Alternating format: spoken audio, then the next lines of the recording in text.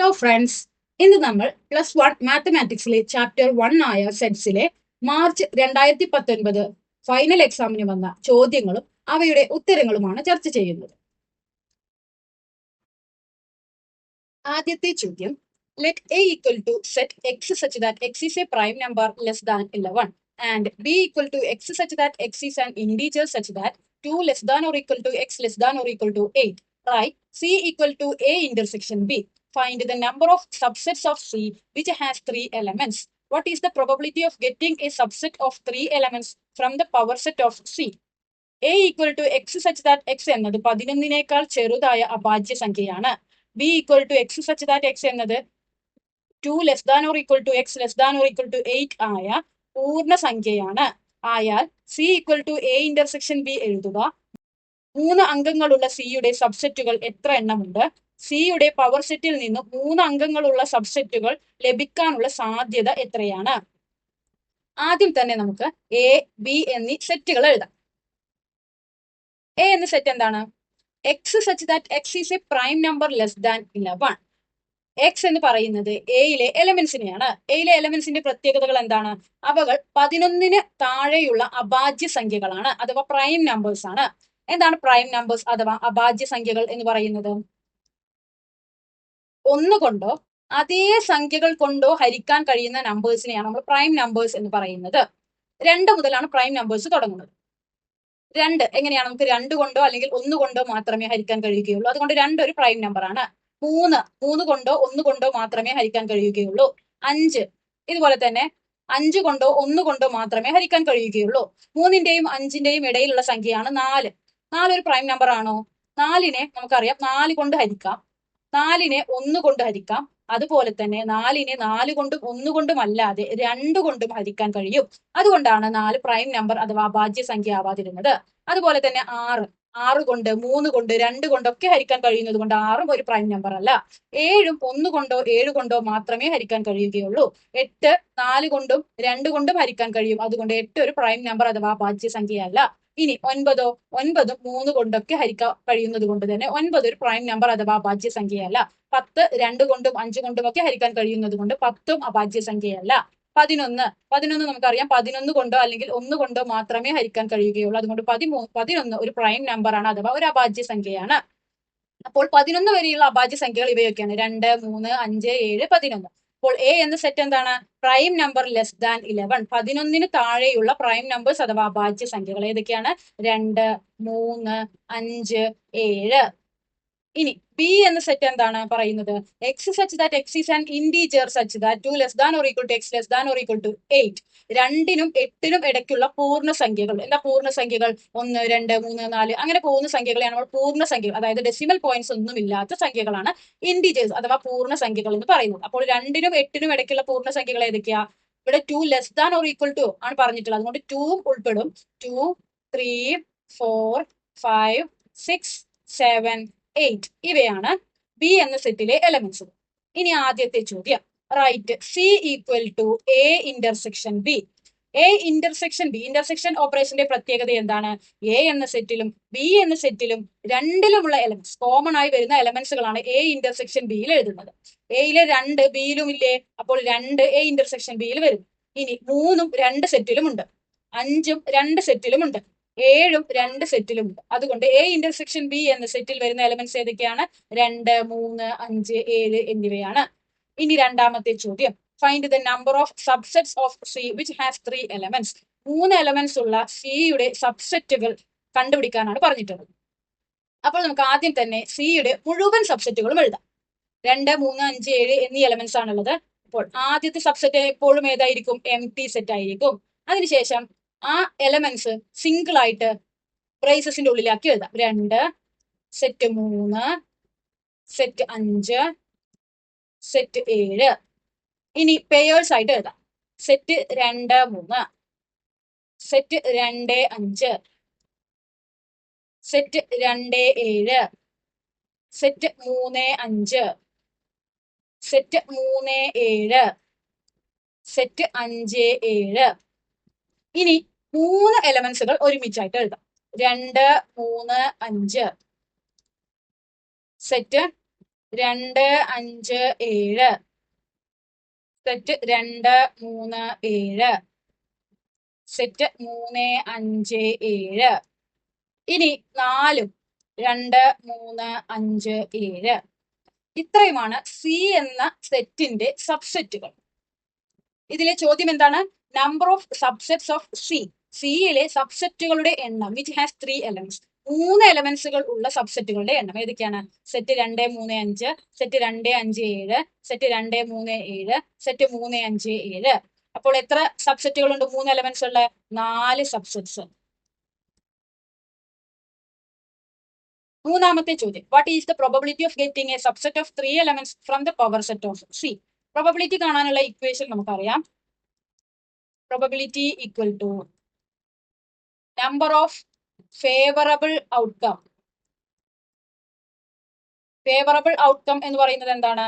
നമുക്ക് ആവശ്യമുള്ള outcome divided by total number of outcome. മുഴുവനായിട്ട് എത്ര ഔട്ട്കംസ് ഉണ്ടോ അവയാണ് ടോട്ടൽ നമ്പർ ഓഫ് ഔട്ട്കം എന്ന് പറയുന്നത്. ഇനി ഇവിടെ ഫേവറബിൾ ഔട്ട്കം എന്ന് പറയുന്നത് എന്താണ്? 3 എലമെന്റുകൾ ഉള്ള സബ്സെറ്റുകൾ. ഓക്കെ, 3 എലമെന്റുകൾ ഉള്ള എത്ര സബ്സെറ്റ് ഉണ്ട്? 4 എണ്ണം. അപ്പോൾ ഫേവറബിൾ ഔട്ട്കമിന്റെ എണ്ണം എത്രയാണ്? 4. ഇനി total number of outcome. Total number of outcome എന്ന് പറയുന്നത് എന്താണ്? സി എന്ന സെറ്റിന്റെ മുഴുവൻ സബ്സെറ്റുകളുടെ എണ്ണം എത്രയാണ്? 1 2 3 4 5 6 7 8 9 10 11 12 13 14 15 16. അത് കാണാൻ ഒരു ഈസി മാർഗമുണ്ട്. നമുക്കറിയാം, ഒരു സെറ്റ് തന്നിട്ട് അതിലെ എലമെന്റ്സുകളുടെ എണ്ണം തന്നു കഴിഞ്ഞാൽ അതിൽ വരുന്ന ടോട്ടൽ സബ്സെറ്റുകളുടെ എണ്ണം നമുക്ക് എങ്ങനെ കാണാം?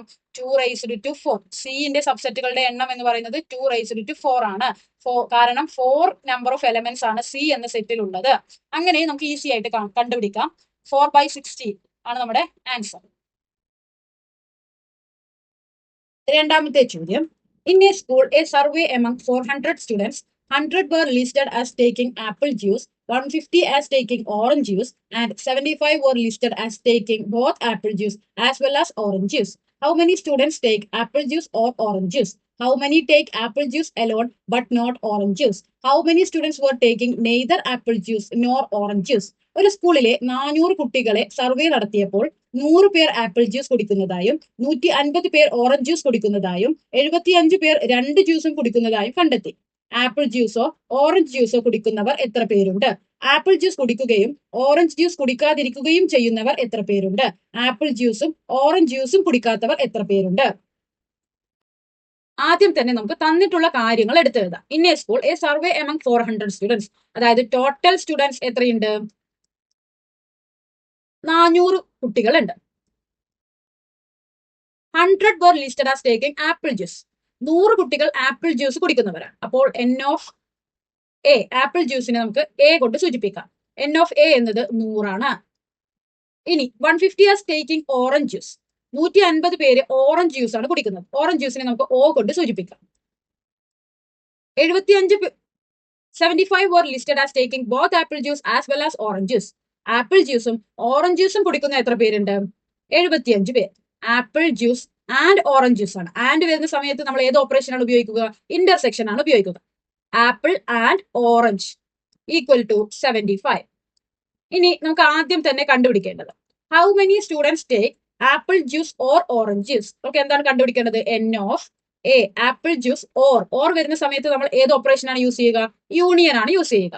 Or orange juice. അപ്പോൾ n of A union O ആണ് നമുക്ക് കണ്ടുപിടിക്കേണ്ടത്. നമുക്കറിയാം എൻ ഓഫ് എ യൂണിയൻ ബിന്റെ ഇക്വേഷൻ നമ്മൾ പഠിച്ചിട്ടുണ്ട്. എന്താണ്? N of A plus n of ബിന്റെ സ്ഥാനത്ത് ഇവിടെ എൻ ഓഫ് ഒ ആണ്, minus n of A intersection B എന്ന് എഴുതുന്നതിന് പകരം n of A intersection O. ഇനി എൻ ഓഫ് എ എന്താ തന്നിട്ടുള്ളത്? 100. എൻ ഓഫ് ഒ, അതായത് ഓറഞ്ച് ജ്യൂസ് കുടിക്കുന്ന എത്ര പേരുണ്ട്? 150 ആളുകൾ. N of A intersection O, apple ജ്യൂസും ഓറഞ്ച് ജ്യൂസും കുടിക്കുന്ന എത്ര പേരുണ്ട്? 75. 100 പ്ലസ് 150 250 ആണ്. 250 നിന്നും 75 പോയി കഴിഞ്ഞാൽ 175. രണ്ടാമത്തെ ചോദ്യം, how many take apple juice alone but not orange juice. N of apple juice കുടിക്കുകയും ഓറഞ്ച് ജ്യൂസ് കുടിക്കാത്തതുമായ ആള്, അതായത് ആപ്പിൾ ആൻഡ്, അപ്പൊ ആൻഡിന് പകരം നമ്മൾ intersection. Not orange juice, orange juice കുടിക്കുന്നില്ല. അപ്പോൾ നോട്ട് ഓറഞ്ച് ജ്യൂസ്, നോട്ടിന് പകരം നമ്മൾ ഉപയോഗിക്കുന്നത് ഏതാണ്? കോംപ്ലിമെന്റിലോ, അതായത് ഓ ഡാഷ്. അപ്പൊ നമുക്ക് കണ്ടുപിടിക്കേണ്ടത് N of A intersection O dash. Apple juice കുടിക്കുകയും ഓറഞ്ച് ജ്യൂസ് കുടിക്കാത്തതുമായ ആളുകളെയാണ് നമുക്ക് കണ്ടുപിടിക്കേണ്ടത്. ഇതിന്റെ ഇക്വേഷൻ നമ്മൾ n of A union B equal to n of A plus n of B minus n of A intersection B എന്ന് പഠിച്ചതുപോലെ തന്നെ n of A intersection B ഡാഷിന്റെ ഇക്വേഷൻ എന്താണ്? N of A minus n of A intersection B. അങ്ങനെ വരുമ്പോൾ ഇവിടെ എന്താ equation വരിക? N of A minus n of A intersection O. N of A intersection O ഡാഷിന്റെ equation n of A minus n of A intersection O ആണ്. ഇവിടെ n of A എത്രയാണ്? 100 minus n of A intersection O എത്രയാണ്? 75. 100ൽ നിന്ന് 75 പോയാൽ 25. മൂന്നാമത്തെ ചോദ്യം, how many students were taking neither apple juice nor orange juice? Apple ജ്യൂസും ഓറഞ്ച് ജ്യൂസും കുടിക്കാത്തവർ എത്ര പേരുണ്ട്? N of not apple juice എങ്ങനെയാണ് എഴുതുക? കോംപ്ലിമെന്റ് ലോ പ്രകാരം A dash and intersection not orange juice O dash. അപ്പോൾ n of A dash intersection O dash ആണ് നമുക്ക് കണ്ടുപിടിക്കേണ്ടത്. നമ്മൾ പഠിച്ചിരിക്കുന്ന ലോ ഉണ്ട്, ഡിമോർഗൻസ് ലോ. എന്താ ഡിമോർഗൻസ് ലോ?